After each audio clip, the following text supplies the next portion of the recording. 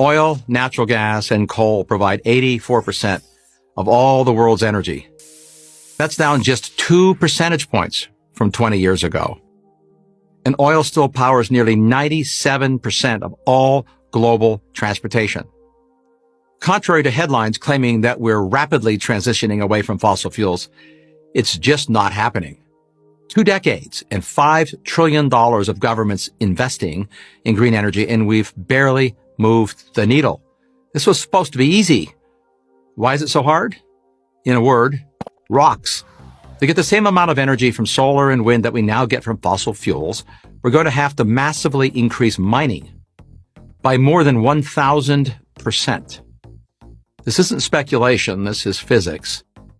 Copper, iron ore, silicon, nickel, chromium, zinc, cobalt, lithium, graphite, and rare earth metals like neodymium. We need them all.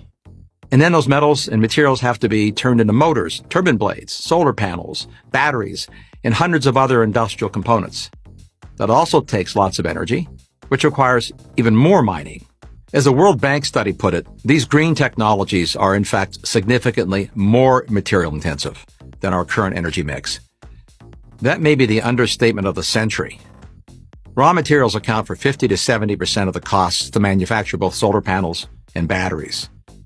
Until now, it hasn't really mattered that much because wind and solar still account for only a few percentage points of the global energy supply. They're an applause line for environmentalists, not a major energy player, and it's unlikely they will be in the foreseeable future. But for the sake of argument, let's say we sharply ramp up mining. Where would these new mines be located? Well, for one, China. That country is today the single largest source of most of our critical energy materials. The United States is not only a minor player, but is dependent on imports for 100% of 17 critical minerals. Do we want to give China more political and economic leverage? Europe has made itself dependent on Russia for 40% of its natural gas. How well has that worked out? Ironically, we have all the minerals we need right here in North America. But good luck trying to get them out of the ground. Proposals to build mines in the United States and increasingly almost everywhere else meet fierce opposition, if not outright bans. To give just one example, in 2022, the Biden administration canceled the proposed copper and nickel mine in northern Minnesota. This was after years of delays navigating a maze of environmental regulations.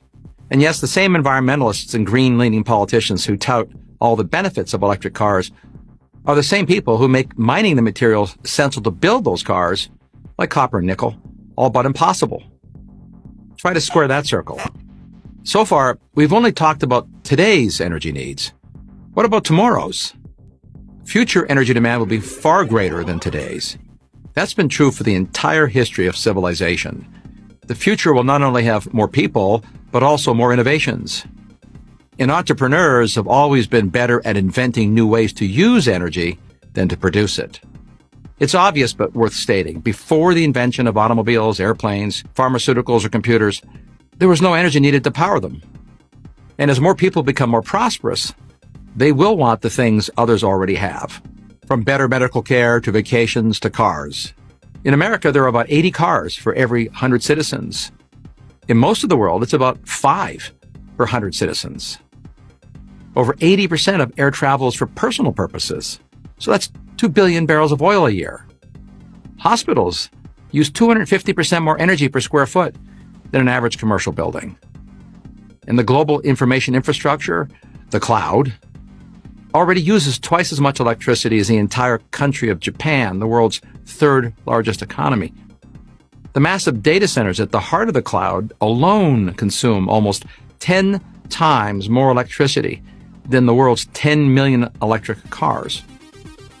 E-commerce has taken off and is propelling record growth in warehouses, increasingly filled with energy-hungry robots. America's truck freight index more than doubled in the past decade to deliver the goods to and from those warehouses.